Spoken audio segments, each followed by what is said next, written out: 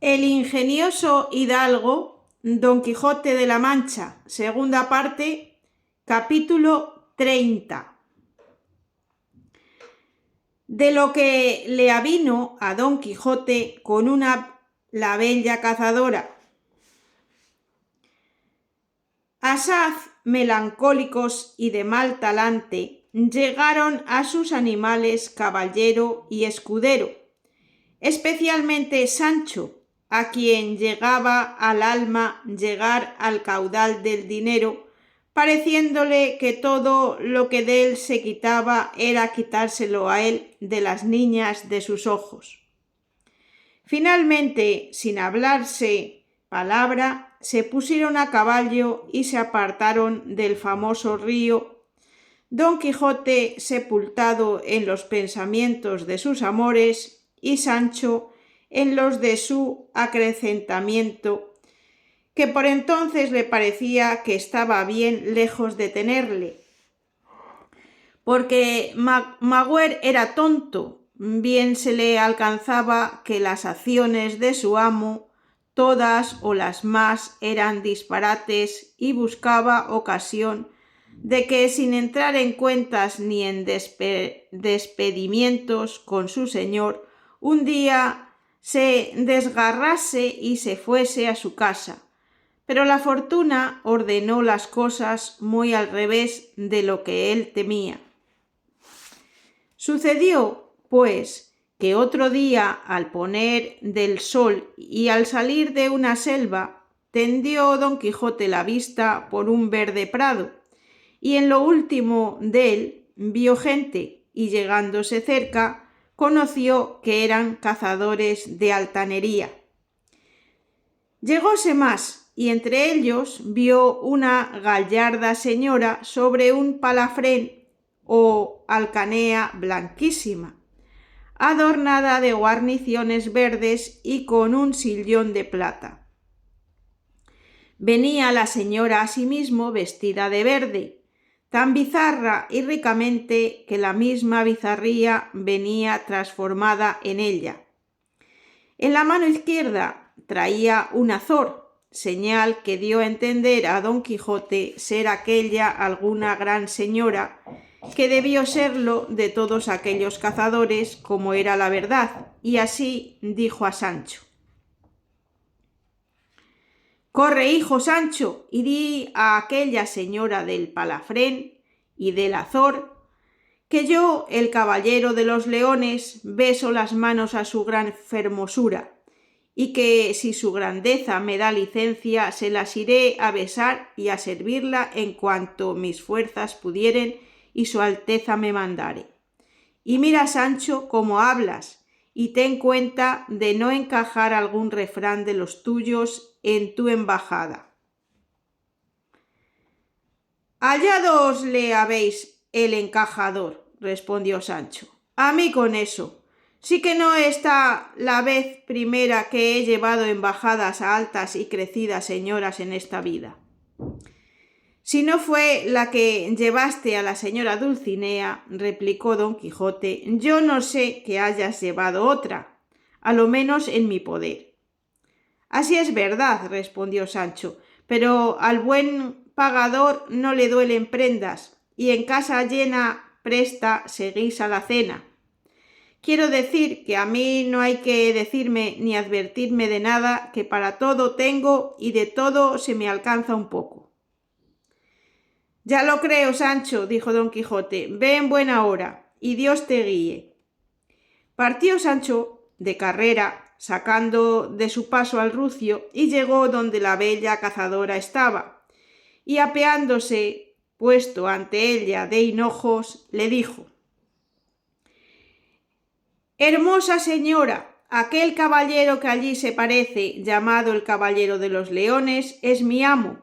Yo soy un escudero suyo, a quien llaman en su casa Sancho Panza. Este tal caballero de los leones, que no ha mucho que se llamaba el de la triste figura, envía por mí a decir a vuestra grandeza sea servida de darle licencia para que con su propósito y beneplácito y consentimiento él venga a ponerse en obra su deseo, que no es otro, según él dice y yo pienso, que de servir a vuestra encumbrada altanería y fermosura, que en dársela a vuestra señora hará cosa que redunde en su pro y él recibirá señaladísima merced y contento. Por cierto, buen escudero, respondió la señora, vos habéis dado la embajada vuestra con todas aquellas circunstancias que las tales embajadas piden.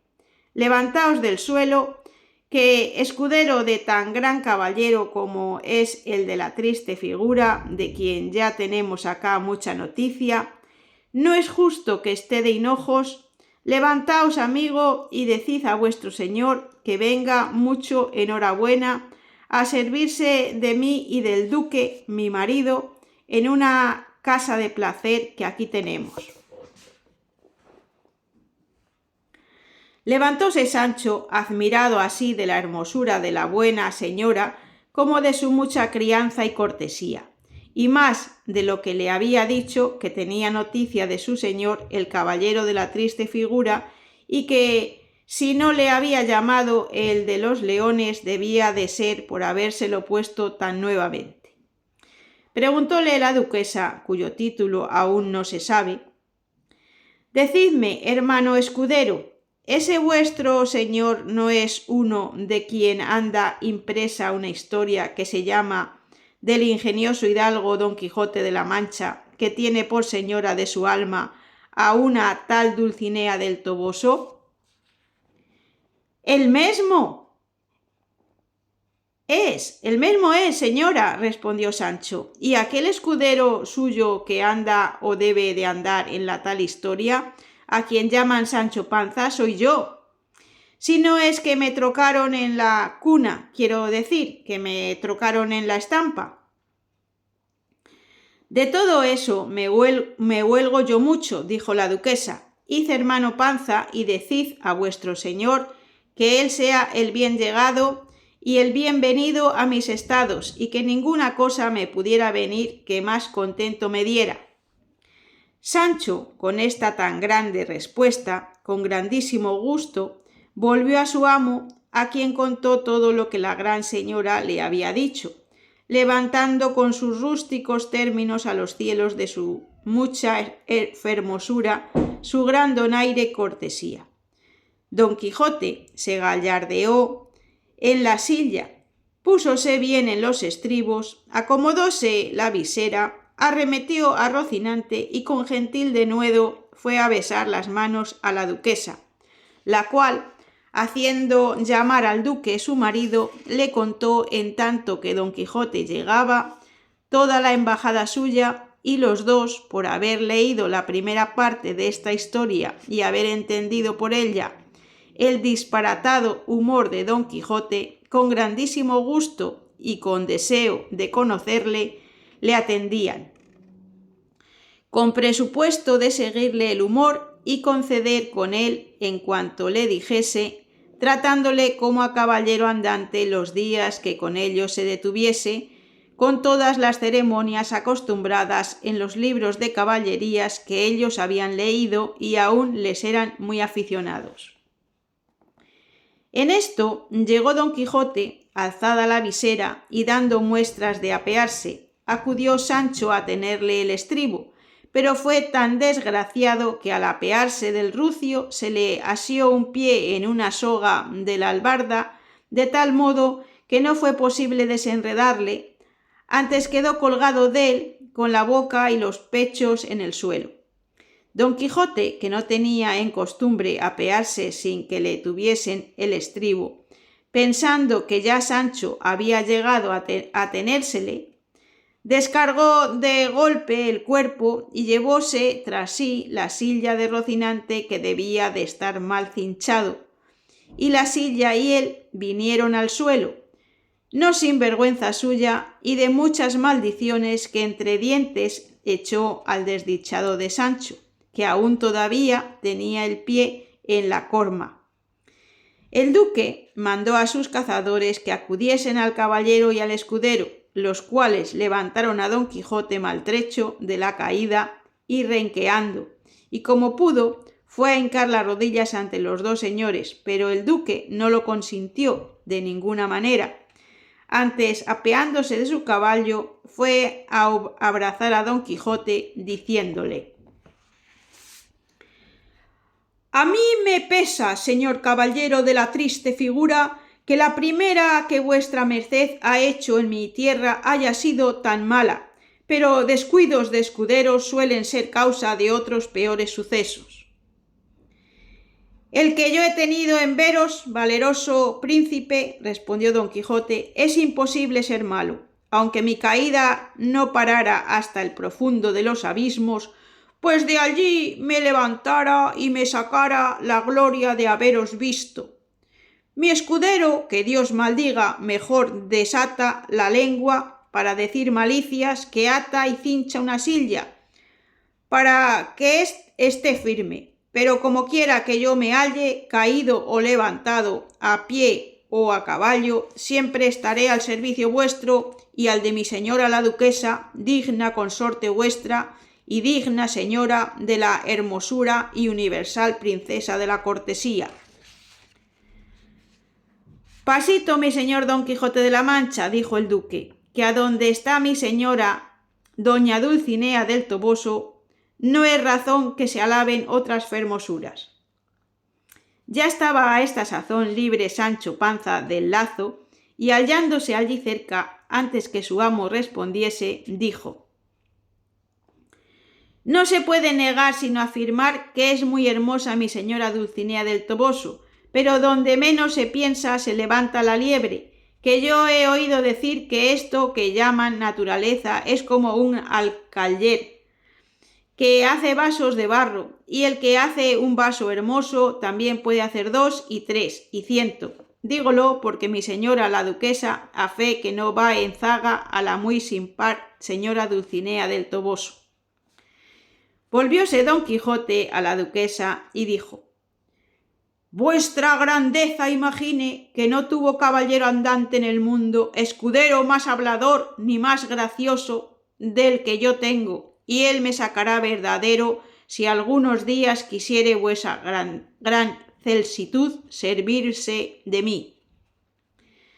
A lo que respondió la duquesa: «De que Sancho el bueno sea gracioso, lo estimo yo en mucho, porque es señal que es discreto, que las gracias y los donaires, señor Don Quijote, como vuestra merced bien sabe, no asientan sobre ingenios torpes, y pues el buen Sancho es gracioso y donairoso, desde aquí le confirmo por discreto». «Y hablador», añadió Don Quijote. «Tanto que mejor», dijo el duque, «porque muchas gracias no se pueden decir con pocas palabras, y porque no se nos vaya el tiempo en ellas, venga el gran caballero de la triste figura». «De los leones ha de decir vuestra alteza», dijo Sancho, «que no hay triste figura. El figuro sea el de los leones».